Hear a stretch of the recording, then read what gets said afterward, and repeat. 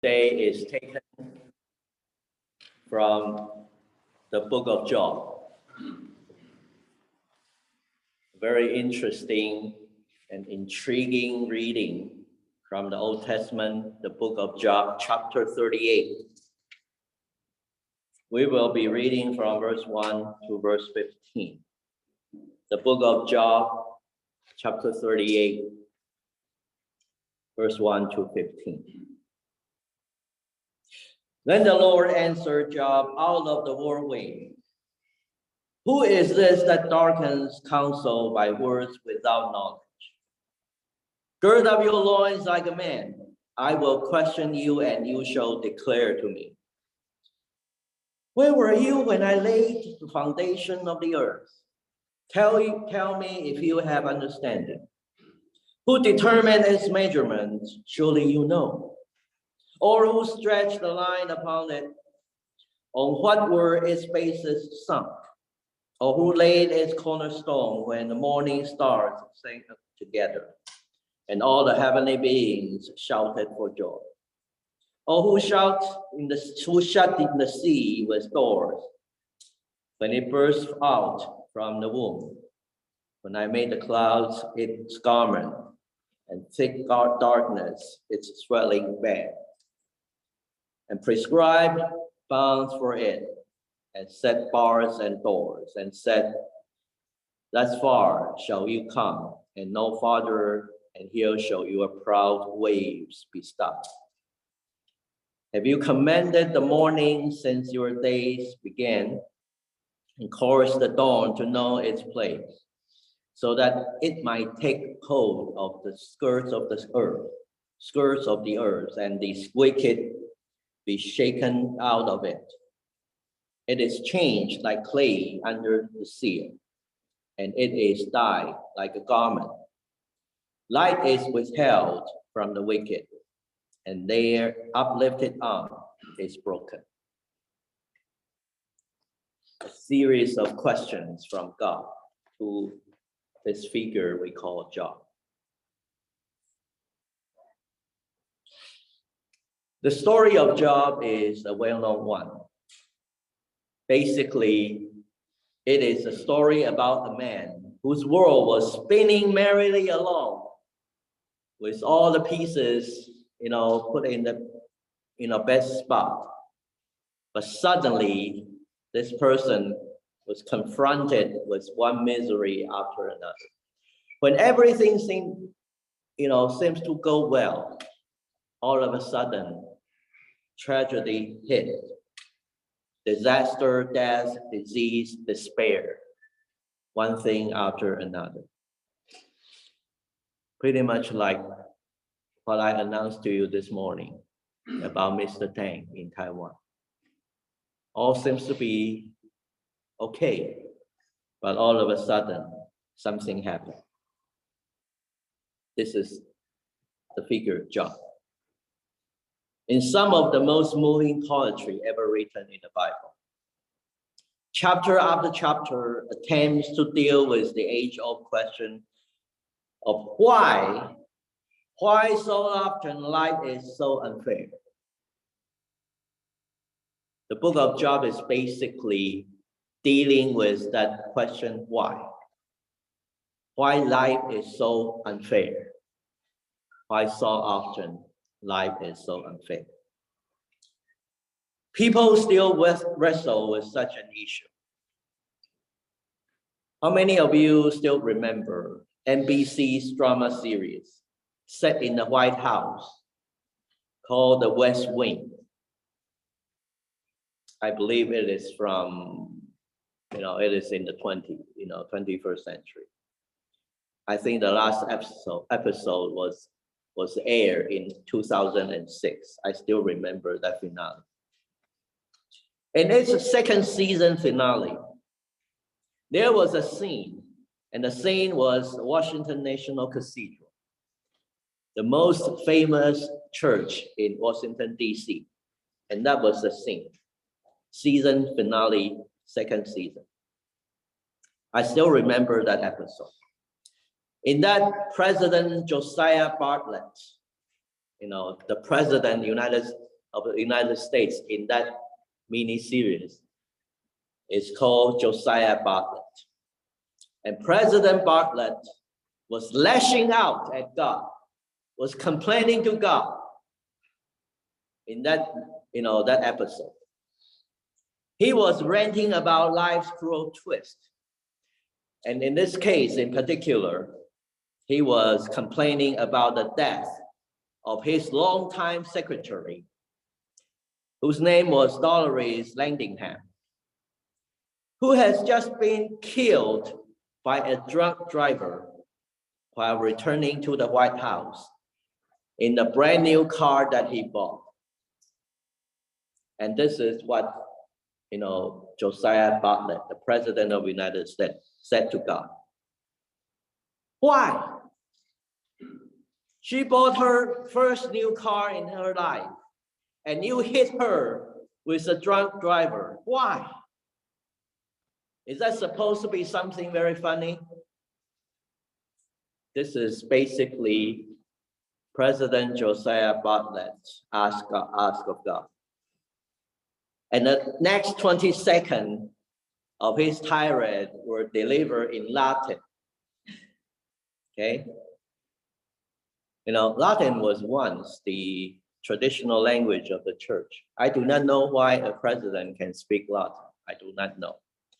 I can only surmise, I can only guess, because the producers of this series do not want you who are not familiar with this language, Latin, do not want you to know what Josiah Bartlett was saying. For 20 seconds, all in Latin. I do know some Latin. And because of that, I don't think I can explain that to you. I cannot translate that to you. Not because I do not know Latin. I do know some Latin. Because I'm so embarrassed that the figure in this mini-series, President of the United States, can speak to God that way. So I spare you the embarrassment, or mine. I don't want to translate that to you. But for 20 seconds, you know that. Full of swelling words in Latin. President Josiah Bartlett saying to God, why? And at the end of the scene, President Bartlett, in a gesture of contempt, angry, very angry, lighting a cigarette in the chancel, still in the church, Washington National Cathedral, lighting a cigarette, and then crushing the butt of the cigarette on the cathedral floor. This is a very powerful scene, expressing the President Bartlett's contempt, anger against God. Why? You took away my longtime secretary on the day that she bought a brand new car, but you arranged someone, a drunk driver, to hit her. Where is God in all this? This is what NBC's President Bartlett is trying to ask. But the biblical Job, the figure that we know and read this morning, would probably tell President Bartlett to think twice before asking. Bartlett would like to ask, where are you in all this? But Job probably will advise him, hey, think twice before you ask. Because the first time Job asked God for an answer to life's unfairness, instead of an explanation and answer, Job got the following explosion. And the explosion is basically what we read this morning from chapter 38. Who is this that darkens counsel by words without knowledge? Gird up your loins like a man, mano y mano. I will question you and you shall declare to me. You shall answer me. Not you asking me. I'm trying to asking you. Gird up your loins like a man, okay? Mano y mano. If you would like to ask me, I have questions for you too. And God goes on and on for 3 chapters, from chapter 38 to chapter 41. This is probably the longest, divine speech in the whole Bible. 38, 39, 40, 41. 4 chapters long. God spoke in 4 chapters without ceasing, without any interruption. Probably the longest in the whole Bible. None of answers. You think probably God is trying to explain himself, why he allowed this to happen, but no. For 4 chapters long, God lashes out counter questions. You ask me questions, I have some questions for you. By the end of the story, because of 4 chapters long, Job could only say, okay, I got you. I am of small account. I'm a small potato. What shall I answer you? I lay my hand on my mouth. I have spoken once, and I will not answer. I have spoken twice, but I will not proceed any longer. I am not making words up. I am not making story up. These are the words in the Bible from the mouth of Job. Basically, after 4 chapters, counter questions from God. Job is simply saying that, okay, that's enough. I cannot answer any of your questions. So I shut up my mouth. That's basically what Job is saying. The American author Philip Yancey, very famous evangelist, inspirational speaker, Philip Yancey once commented. He said, I have a hunch. God could have said anything to Job. In fact, God could have read from the yellow pages and produced the same stunning effect. Philip M. Yancey is saying that, well, that is not answer at all. Actually, God can say anything else. Reading from the telephone book, say anything that is meaningless and produce the same effect. Not answering you enough. And Philip Yancey continued to say, what God said in chapter 38 of Job to 41 basically was not nearly so important as the mere fact of making his appearance. So God is not answering any questions from, posed to him by Job. God is trying to tell Job, I'm here. You want to see me face to face? Okay, I allow you to see me face to face. I'm here. Indeed, what God said to Job really was not as important as his appearance to Job. That is basically observed by Philip Yancey. And that spiritual truth was made evident in the story of Jesus also. Jesus walked the dusty paths of Palestine, preached, taught, and healed the sick. And so it hardly seemed fair for such a wonderful person like Jesus to be tortured, to be hung on the cross. That was so unfair. God could have avoided all this to happen. But we know it happened. And then 3 days later, God's answer to the unfairness arrived. Not before, but 3 days later, God's answer arrived. And it came in the form of Easter and resurrection. The story of Jesus tells us God was less concerned about what he said to Job than about his appearance to God. The story of Jesus actually proves that. Because God was apparently less concerned about preventing unfairness to happen. Crucifixion was unfair to Jesus. Jesus was a nice person. But what happened? Why this happened? Why God did not prevent crucifixion to happen? That's why Philip Yancey said, God seems to be less concerned about the prevention of unfairness than ultimately overcoming it.